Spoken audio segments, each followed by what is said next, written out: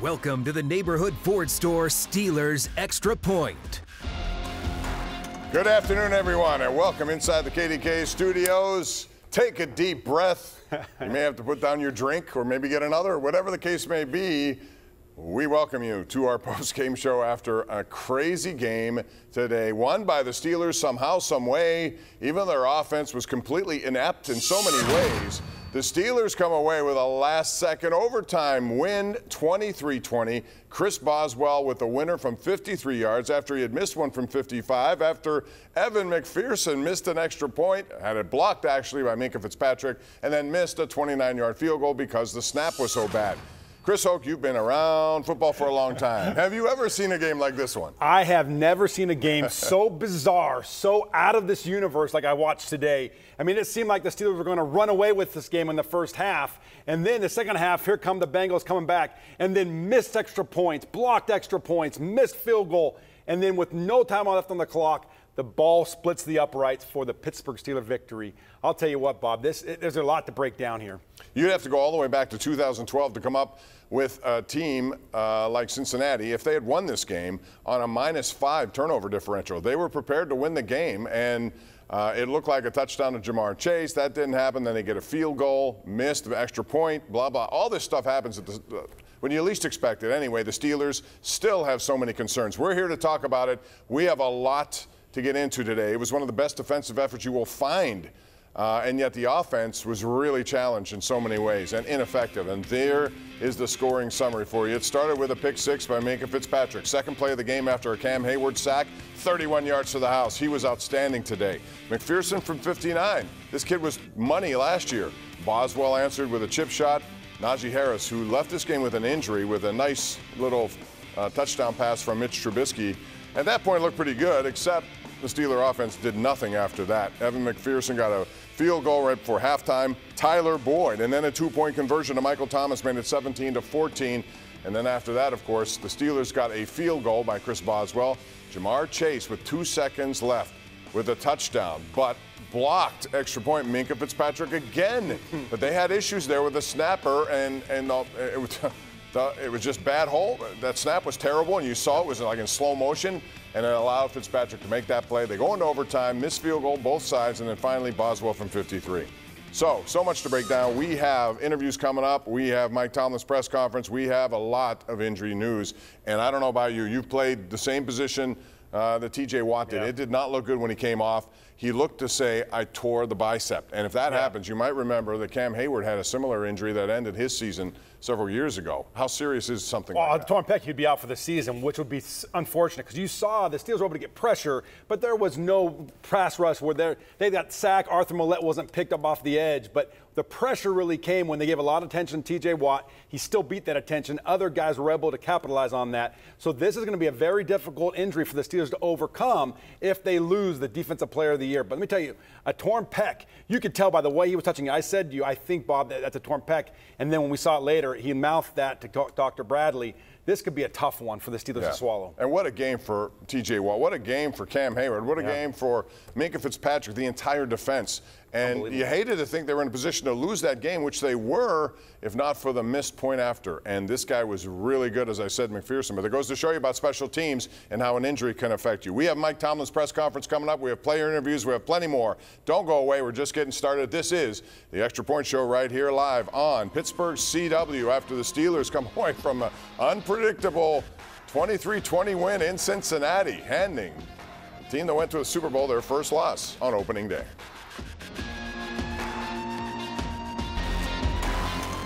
Welcome back to the neighborhood Ford store Steelers Extra Point.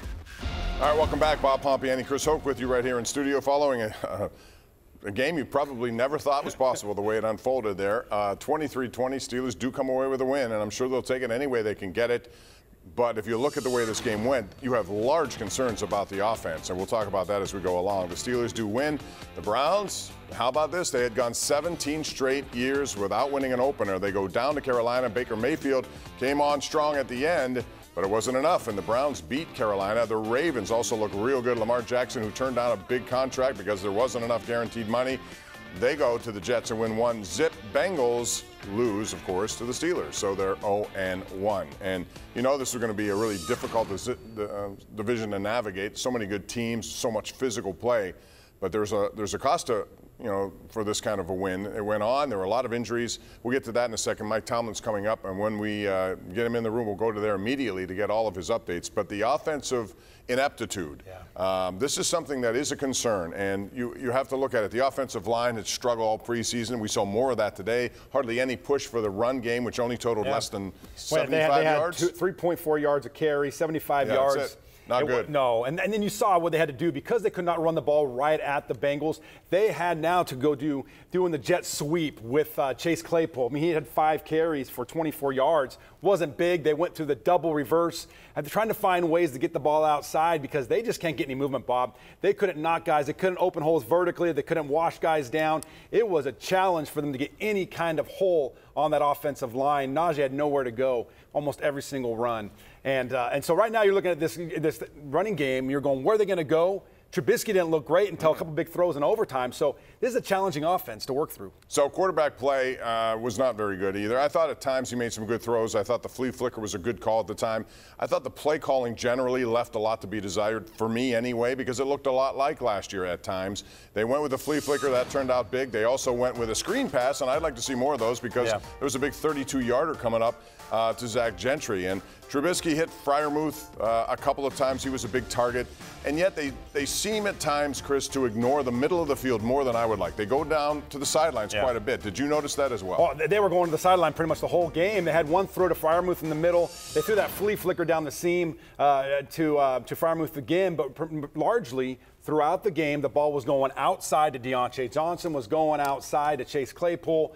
They didn't want to go to the middle of the field. And I believe, Bob, let me tell you what I think. I think because it's difficult, because if you want to throw down the middle of the field, you've got to sit in the pocket and step into your throw. And I don't know if Trubisky has a lot of confidence in the middle of the offensive line. The line's getting knocked back, and for him to step into his throw, it's just not there. And the times he tried, he got hit. His arm got hit. It's very difficult right now to hit the middle of the field when you don't feel confident in there in the middle of the pocket. So a lot of people will ask this question. I'm sure it will be brought up to Mike Tomlin. Does he make a quarterback switch in week 2 after a win? No, I mean, listen, I think that Trubisky made the plays he needed to make. He played well in overtime. You saw he had 2 throws over 25 yards in overtime, one to Deontay Johnson, which really wasn't a great throw, but what an unbelievable catch, arm up. And toe tap. Yeah, and then another one to Freiermuth. So he played his best game in overtime when they needed him to step up. So there's no way that he's just going to do that and move on, but they've got to find a way to move the ball. Listen, 4 takeaways where the ball was given back to the offense, and they only got 10 points out of it. That's right, plus 7 sacks. They had all sorts of stuff going on. Mike Tomlin, let's go to Cincinnati. Those men, I'm not surprised by the fight. I knew they would fight. I found comfort in that. I wasn't looking for comfort, but I found comfort in that. I just seen enough of that during team development. Obviously, it was a hard-fought game on both sides, man, and it always is when you're in the AFC North. It's good to come down here and get it done today. We'll learn from these lessons, man, and get ready for the next AFC game. And again, just appreciative of the efforts. It wasn't without cost. T.J. Watt's been evaluated with an upper body injury. Naj is being evaluated with a foot injury. Levi Wallace got an ankle injury. Spillane's got an eye injury. But, man, it's just good to come in here in a hostile environment, man, and not blink, particularly with the number of new guys, whether they're rookies or new to us. I just gave all the new guys game balls. You know, the guys that have been here before, there's a certain expectation. They know what the standard of expectation is, but I can't say enough about the new guys and how they came alongside us and fought as if they had been here. And that is just so critical in environments like this. I'll pause and open for questions. You gave Mitch Trubisky the game ball? I gave all the new guys the game ball. Was this one of the wildest finishes you can remember in a long time? Man, we've had a bunch of them up here, man. Remember Vontaze Burfict picked the ball off, run out of the tunnel with it, and then we got a fumble. And, I mean, it's AFC North football. Mike, you said you knew this team was going to fight. What is the traits that you see in this group that allows them to fight? The spirit. We put them in adverse circumstances in team development, so that is revealed. And so I don't think any of us are surprised by it because we've seen enough of it in team development. You gifted your guys those black Air Force Ones before the game what message you want to send with That's a little lighthearted fun among us. I'm not going to add any color to it for you guys. That's our business as far as I'm concerned. How would you characterize the play of your offense today? It was enough. We're 1-0. Just like special teams and defense. We win together, we lose together. I'll comb through it from an analysis standpoint on Tuesdays like I always do. Specifically, how do you evaluate the job that Mitch Trubisky did in his first regular season start here? He did not blink. Made the necessary plays in the weighty moments. I'm appreciative of his efforts. 5 takeaways from the defense. You can't step out of the league. Man, you playing Joe Burrow and company, you better get the ball some. They're not punting a lot. That's just a function of how some of these high-powered offenses and top-notch quarterbacks are. You know, Thursday night I'm watching, I don't know if Allen punted. You know, that's just the nature of today's game, so you better be prepared to take the ball away. That's why culturally we stress some of the things that we stress in terms of taking the ball away. How aware are you of their snapper issues, and does that affect how you I was. I don't know that it affected how we managed it. It was more something for them to deal with than us. Was that a usual block for Minkah, or was that something different you guys did based on the long snap? It was op time. The ball didn't get back there. I'm not going to make more out of it than what it is. Anyone else? Like, Minkah isn't officially named the captain, but how does he lead and some of the things that he did out there today? You know, that's just when you got a good team. You got guys that are deserving of that recognition, but you can't trot 8 guys out there. Everybody respects that dude, not only in terms of his talents and his work ethic, but his leadership. And so I don't think that anybody views him as uncaptain-like. Mike, you always talk about your defense. In order to be elite, has to make splash plays. Did you see that from your defense? And furthermore, I said they need to be what we need them to be. And so we needed 5 today. And that's what great defenses do. You guys asked me to define great defenses. It's a loose definition. They smile in the face of adversity, and they deliver necessary plays. And that's why I answered it a couple of days ago the way I did, and today is an example of that. You said you had lessons from this game. Can you just give us one, Mike, that you looked at and said, okay, this is a lesson just going forward? You know, if you got ground to defend it. You know, if you got bullets in the gun on offense, you fire them. It's going to be a lot to be downtrodden about in the game of football from an ebb and flow perspective, and more than anything at the early stages of this season when you got new guys, you just want to know that they're in it, their game, that they don't shrink in the moments, and so that was just really good to be in some of the moments and see some of the things that we saw. You mentioned those new guys. So Mike Tomlin, speaking there, gave a game ball to every one of the new guys on this team, and there were several of them. And as far as Mitch Trubisky, he said, quote, he did not blink. I appreciate the effort. Sounds to me like he'll be the quarterback next week against New England. Absolutely. I'm just saying that because there was a lot of time in that game where it looked like, you know, they were just completely off kilter with their delivery of the offense. The majority of the game. Exactly. It goes not just to him, but the offensive line. Even the play calling affects that, I think, at times. I think there's a lot to be looked at and evaluated here, and some changes need to be made. But what he liked was the resiliency of this team, Bob, how they continue to fight and they didn't give up. Even when things didn't look good there at the end of regulation and overtime, they continue to fight. Minkah Fitzpatrick, I'm going to tell you, he had some penalties that he needs to clean up. But to come through and block just an extra point. This game was over, Bob. He blocked that and gave the Steelers an opportunity for a new life and win the game, and they did. They did. We're going to take a break. We'll talk about number 39 when we come back. We have plenty more coming up, player interviews from the locker room and more analysis. Plus, we'll take your calls a little bit later. This is the Extra Point Show on Pittsburgh CW following a 3-point spectacular win for the Steelers in overtime. We'll be right back. Welcome back to the Neighborhood Ford Store Steelers Extra Point. Steelers winners today, and our number 1 Cochran player of the game. And this was a tough choice, Chris. There are so many good people. Yeah. Minkah Fitzpatrick, big day tackling, interception, second play of the game for a pick 6. That's the 4th one of his career. Blocked extra point when it mattered the most on what Mike Tomlin said was a bad snap. It really was. It took forever to get back there, and it gave Minkah an extra second. That's all he needed. He got in there, made that play, forced it to overtime. He was outstanding. And Minkah Fitzpatrick in the locker room had some comments after this game. For sure. It was definitely up there, top 3 for sure. Talk about how you guys got it started. The defense got it started with that pick 6.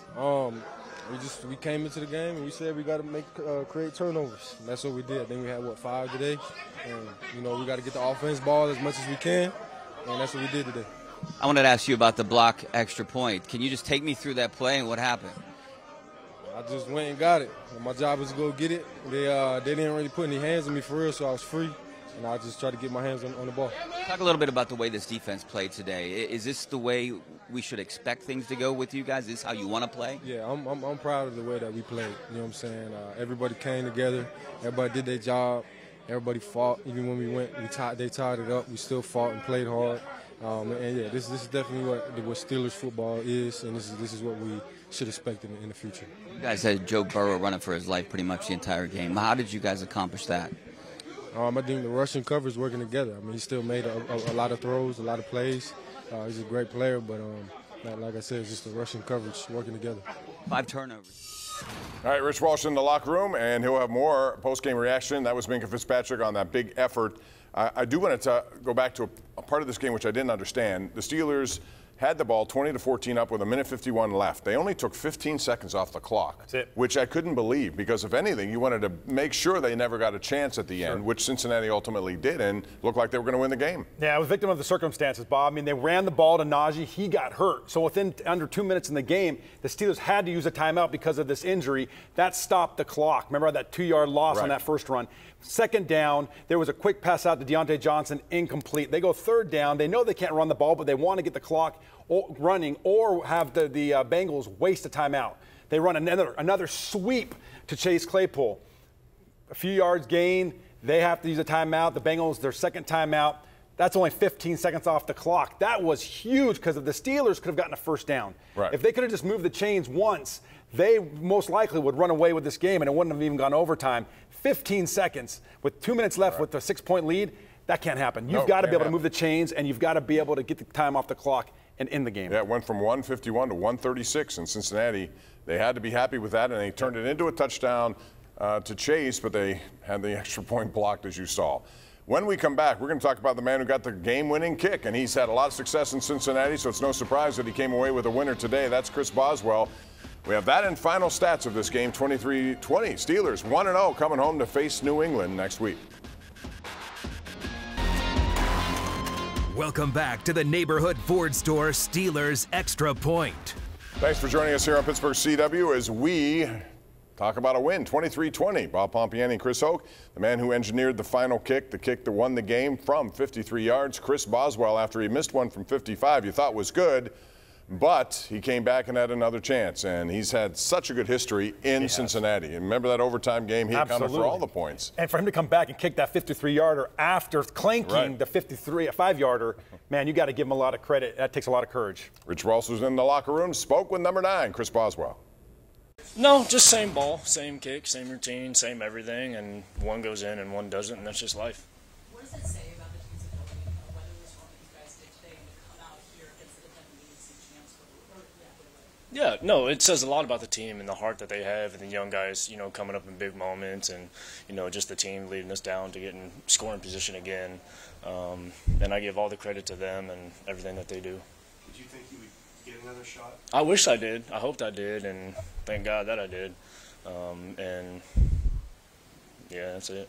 Chris, do you think you're the edge of the B, the paint on this one? Does that have anything to do with anything? No, not at all. It's just unfortunate that it hit the post and I missed, and then it's just on to the next kick. How much were you aware of the Bengals' issues that they were having on special teams when their long snapper went down? Was that something you guys were talking about? We saw him kind of, in pain across the field, but we didn't know what extent, anything, if he was going to try to gut it out, for one. And then they run out there for that PAT, and that's the first time we saw, what they were having to deal with. And, hopefully we don't ever get in that position either. All right, it's Chris Boswell. He accounted for the win today, and now it's time to take a look at the JP Roofing final stats of this game. Won by Pittsburgh, although dominated by Cincinnati in so many ways. First downs, 32-13. I mean, you look at all these numbers, including time of possession. Yeah. And this is what happens when you take the ball away. You can have limited time of possession. The other team has a lot of it, but you take the ball away. And big one here that's not shown, third down. That's why you have limited time of possession, 26 minutes to their 43. The Steelers were 26% on third down. That's bad. 50% for the Bengals. That's why they have 43 minutes. The Steelers are minus about 17 minutes on that. You see the big 0, though, for turnovers in the Steelers. That is something big. Mike Tomlin was harping about it. They lost the turnover battle each of their 2 games last year. And when you do that, you turn the ball over 5 times combined, you're going to lose games. This time, it looked like Cincinnati, even though they were -5, were going to win the game, and that hadn't happened in the NFL since 2012. Fortunately for the Steelers, they don't have to talk about that. We will talk with Pat Freiermuth in the locker room right now. Yeah, it was crazy. You know, you think you're going to win the game, then you think you're going to lose the game. And I think that happened like 3 or 4 times. So it's just you got to stay consistent, not get ups and downs, like cut your eyelids off like Coach T said. So, you know, it was good. That Minkah pick six, that really set the tone for you guys. Yeah. I think, you know, Cincinnati disrespects us. So I think that Minkah coming in there making that play kind of showed, you know, it's not going to be an easy game for them. He came out there and did that. You know, how close is this offense maybe to putting things together? When you look on the stat sheet, +5 in turnovers, but, I mean, you guys just squeaked out a win. Yeah, I mean, we're there. I think it's a couple reads, a couple, you know, blocking assignments. There's always just one guy. So we just got to make sure we all continue to, you know, stay together, always hopefully get everyone on the same page and go from there. Now, was this one of the wildest games you've been a part of? I mean, it was like a roller coaster of emotions kind of at the end there. Yeah, later in the game, yeah, absolutely. I mean, our defense kind of took the fans out of it early on, but later in that overtime, it was pretty loud. All right, that's Pat Freiermuth with Rich Walsh in the locker room. An update here on T.J. Watt. He will have further tests tomorrow for a possible torn pec. And you hope that's not the case, because if it is the case, that means his season likely would be over. Yeah, and unfortunately, you know, you saw the reaction on the sideline. You saw Coach Dr. Bradley's face, and he's been doing this a long time, and I've been around him. He knows when something's wrong, and you could tell on his face when he was walking off with TJ that it didn't look good, Bob. We'll update you tomorrow all day on KDKA. In the meantime, we'll take a break and come back with more before we take your calls on a special edition of the Ireland Contracting Nightly Sports Call. This is The Extra Point, brought to you by your neighborhood Ford store right here on Pittsburgh CW. Welcome back to the neighborhood Ford store Steelers Extra Point. All right, welcome back as we take a look at the NFL scoreboard with regard to the AFC North. Ravens all over the Jets today, 24-9, so they start off well. Cleveland, boy, that was a tough one at the end, but they survived 26-24. Mayfield had a couple of touchdown passes in that game for the Panthers. So Cleveland's 1-0, and this is the next opponent for the Steelers. New England Patriots are going to come here 0-1. Miami beats them 20-7, and in that game, Chris, it looks like Mac Jones could be out with an injury, may not be able to play next week. We will find out more information on that one. Secondary for the Steelers was outstanding. They had 3 interceptions. Witherspoon had 1, Minkah had 1, and the man you're about to hear from also had 1, Cam Sutton, on a good day at the office. All right, we'll get to that in a second. Not ready yet, but he did. He was outstanding, and you know, quite frankly, I think all those guys. Levi Wallace got hurt. That's another injury they're going to have to keep an eye on, because I thought he did well too. He made a good play on Jamar Chase right in the end zone to close the gap a little bit. Listen, this is one of the best duos in the NFL when you have T. Higgins and Jamar Chase, and to do what they did in the backfield and have 3 picks in this game defensively in terms of the backfield, that's a lot for this defensive backfield who had a hard time last year keeping people in front of them and getting turnovers. And also, you mentioned Michael Thomas. He was in the game because Higgins was out. He dropped what would have been a touchdown pass to win the game. In the back of the end zone. He looked like he had dinosaur arms, right? He was scared about getting hit from Minkah. And he was right in the middle of a sandwich. He didn't want any part of it. All right, here's Cam Sutton now in the locker room after the game. He was definitely one of the ones, you know, wildest ones I've been a part of, at least in my time here. But that's just the resilience of this team, you know, just weathering the storm, not giving up on the brothers and the situations in the game. And just engineering victory, you know, coming together, not dwelling on, you know, plays and mistakes and things that weren't going our way, obviously in the first half, second half, and going into overtime. And just keep finding ways to get out the field and keep giving the offense ball, getting the ball, keep moving the ball down the field. And we played together today, played really well together today, bringing it all together. So it's a great win for us, great team win. Defense really set the tone. I think so. Just going into the year, you know, high energy, you know, flying around, you know, the love for this game, the love for our brothers. You know, we're just willing and ready to show it. You know, so week in, week out, we prepare well. We're ready to play for each other and keep putting our best foot forward. So that's a great start for us, but it's not the ending. It's just that. It's just a start. Speaking of this. All right, Mitch Trubisky is now at the podium live. Let's take you to Cincinnati for that. We found a way at the end, and winning's fun.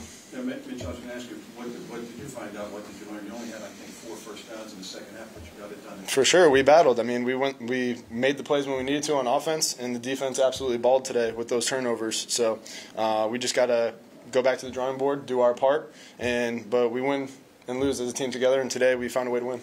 So looking at the time of possession, it was pretty unbalanced. I think they had the ball for 45 minutes. I mean, what do you guys need to do to sustain and prolong some of those drives? Yeah, staying on the field, be better on third down, definitely. Getting the run game going a little bit, me connecting more with the receivers on deep to intermediate routes, and just continue to be aggressive. So we're just going to go back to the film, look at it, and specifically on third down.